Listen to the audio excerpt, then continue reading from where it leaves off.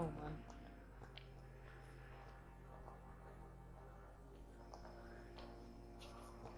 Okay.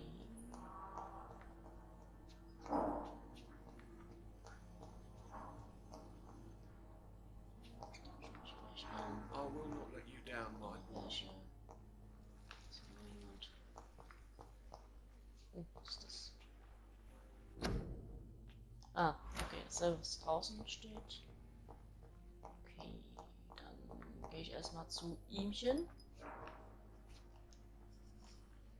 Good evening, Doctor. I believe we're going to be working together. Dr. Reed. Dr. Swansea informed us of your arrival, but I could not dare to believe we'd have such good fortune. Such an honor, sir. Thank you. And you are? I am Thoreau Strickland, Dr. Thoreau Strickland. I'm a great admirer of your work, Dr. Reed. Schleimer. Erzählen Sie mir mehr von sich. Können wir kurz bitte erstmal. Please, could you tell me something about yourself? I'm a great admirer of your work concerning blood transfusion, Dr. Reed. I run my own experiments. I'm convinced it's the future. Mhm. Warum sind Sie Arzt geworden? Erzählen Sie mir von Ihren Experimenten. I based my technique on my mentor's research. He helped me perfect my method. What is yours? I'd rather not talk about it. For now, it's just theories at first approach. My process is purely experimental and unsuccessful. As long as you're cautious and methodical, you may remain empty-handed, but you won't fail. You're not the first one to warn me, but I am convinced knowledge is the main weapon against the ravages of this epidemic. Mhm. What made you choose to be a doctor? I'm not ashamed to admit you and your work have inspired me. I am honored to have the opportunity to work by your side. Alter, der ist so schleimig. Ich helfe Ihnen gern. Praktische Arbeit ist auslaugend. Schmeicheleien bringt nichts. Ja, ich bin mal ehrlich, Junge. You will obtain nothing from me by flattery, my young colleague. Oh, I was not flattering you, sir, not at all. Just clumsily expressing my sincere admiration. Aha. What can you tell me about the Pembroke? Well, it has always been an honor to work with Dr. Swansea. But with your arrival, I can't think of a better opportunity to learn about blood transfusion. Alter, hör auf zu schleimen, Mann. Sie wirken ziemlich optimistisch. Brauchen Sie meine Hilfe? You seem quite optimistic. It's a rare and precious attitude in these difficult times. I'm convinced that this epidemic is a test of endurance and dedication for us men of science. Questions remain about our capacity to resolve the situation. True. Last summer, during the first wave of the epidemic, I used to joke with Milton about the extra work. We're not smiling now. Hm. Do you need help with anything in particular? Well, yes, maybe. I'm waiting for a batch of products I ordered for my personal research, yet my supplier seems to have vanished. Do you want me to play the errand boy for you? Oh no, Dr. Reed. But if you went personally to his shop, what with your reputation and all, he wouldn't dare to refuse the products I need. I see. Well, give me the address, for I may pass by if I have time. Okay, unsere erste Nebenquest, würde ich mal sagen.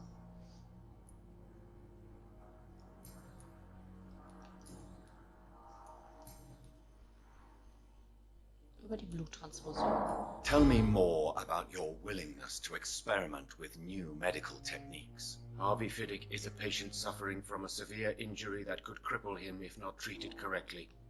I'm convinced your blood transfusion technique could help him. What is it you really want? To save him, or to prove your point? Fair question. I want nothing but to save my patient, Dr. Reed. Especially since I know Mr. Fiddick's story.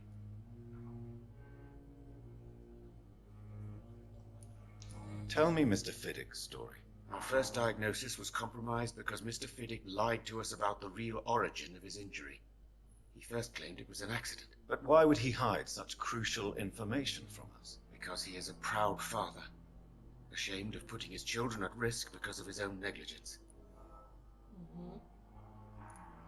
This personal involvement could also appear to be a lack of impartiality. You must know that a good surgeon must remain neutral. I agree. But that does not excuse Dr. Aykroyd's behavior. A man who did not even take time to converse with his patient. Do you think keeping his distance was a mistake? All I know is that I'm taking care of human beings with desires, hopes, and fears. Not some biological machine comprised of blood, bones, and flesh. Ja, neutral sollte man schon bleiben. Ne? Ich meine, er könnte ja mit seinen Experimenten könnte er auch tierisch Goodbye, in Dr. Scheiße Strickland. bleiben.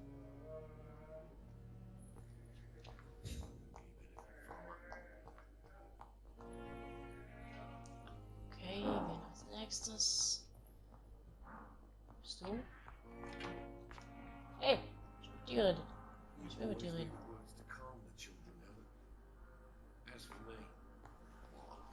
Okay, ich kann nicht mit ihm reden. Dann rede ich erstmal mit ihmchen. Halt. So many deaths. And still more coming. I will not. How can we be sure we're making... Good evening, sir. I'm Dr. Reed. May I help you? I don't know if a third opinion is needed. Your colleagues are already arguing about my condition. I see. Would you mind telling me more about your situation? I'm H.B.E.K. All I want is to get me bloody arm fixed properly. Okay. Are you satisfied with your treatment here? Well, it's clear that I've chosen a bad time to be injured. Forgive my bluntness, but you seem overwhelmed by cases of the flu. I won't lie to you about it. I'm afraid we are. Are you sure you don't want to operate yourself, Dr. Reed?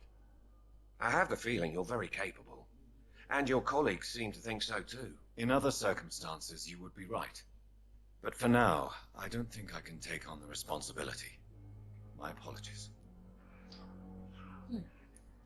Tell me about yourself, Mr. Fiddick. I'm just a regular guy waiting to get his arm fixed, so I can return to work and to my family. I was more curious about what you were doing before being hospitalized. I'm a carpenter, and a good one too.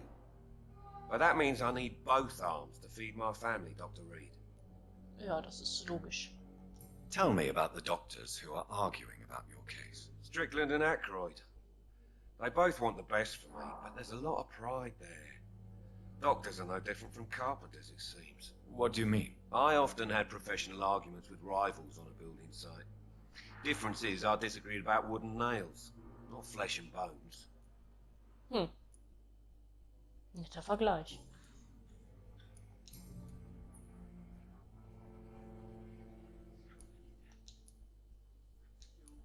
Tell me about your injury, Harvey.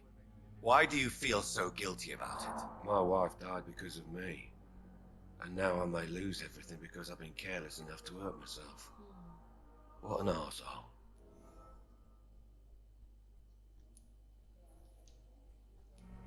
How could your job be responsible for your wife's death? I was working a double. She went out to bring me a hot meal and got caught in a German bomb raid. Scheiße.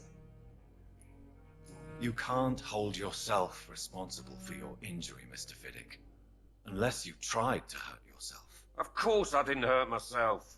But I can't work until my arm is fixed. My children need to eat, Doctor. Ist ja gut, ich verstehe es ja.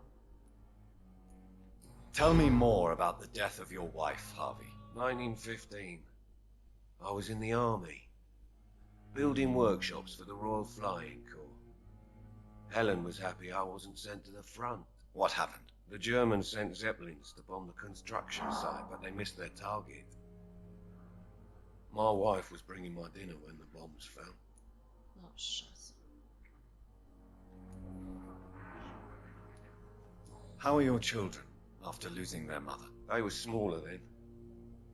The only good thing about this is my Helen didn't bring them with her that night. I'm sorry for your loss. So many died during the bombings. I served in France and witnessed the carnage there. I would like to say that she didn't suffer. Truth is, I have no idea. I just know that I'm all that me kids have. Poor little bleeders. Oh. Wir werden ihm helfen. Goodbye for now, Mr. Fiddick. I'll see you later. Wir sind der gute Vampir. Wir helfen. Wir töten nicht, wir helfen. What a blundering idiot. Good evening, sir. I'm Dr. Reed. I believe we're going to be colleagues. Reed? Yes, I've been informed about your arrival. I'm Waverly Ackroyd. Welcome aboard, I suppose. Does my arrival inconvenience you in some way, Dr. Ackroyd? Let us just say that I don't particularly share Dr. Swans's enthusiasm for hiring you. What we need here are reliable professionals, not overrated dabblers. Aha.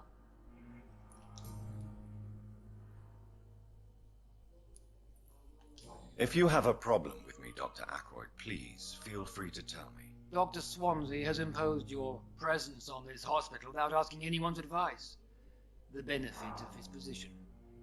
But I don't agree with it. I know we've never met before, but I believe this hospital could use all the help it can get. You will agree with that, I'm sure. Oh, but I have heard about you, Dr. Reed. Of course, you can't say the same about me, since I have not wasted my time courting the press. Alter, kein Grund für derartige Anfeindungen. Eifersüchteleien werden ihnen nichts nützen. Sie sollten ihren Tonfall ändern. Ja, kein Grund für Anfeindungen, ne? There is no need for such animosity between us. Don't you think the epidemic is already enough to deal with? That is one point we could agree on. And that is precisely why I want to be sure that you will be of help to this hospital, instead of a burden. Okay, der eine ist einfach nur ein Schleimer und der hier ist so ein Arschloch. Und der andere arbeitet sich tot. Alter, was haben wir denn hier für Ärzte? Ey, das kann doch nicht wahr sein, jo.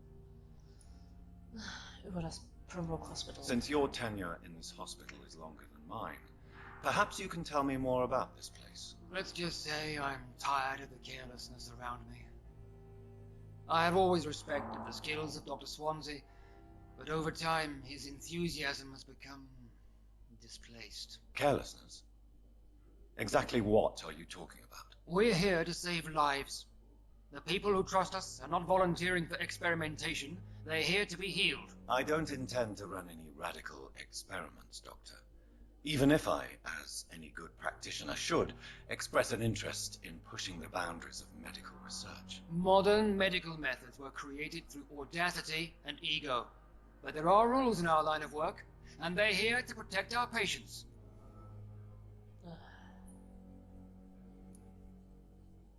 Tell me, Waverly, what do you think of Dr. Strickland's enthusiasm for his experimental research? Strickland is playing with his patients' lives for pride and glory. Now that, sir, is unethical. Are you thinking about something in particular? Harvey Fiddick needs delicate surgery. I believe we should stick to the usual procedure, but my young colleague obviously disagrees. Entschuldigung, ich muss mal gerade das gerade Aufnahmegerät ans Ladegerät hängen. So, jetzt kann ich wieder. Scheiße, was hat er gesagt? Verdammt. Beeinträchtigt ihre Rivalität, ihr Urteilsvermögen. Deshalb wollen sie den Eingriff vornehmen. Why do you wish to lead this surgery?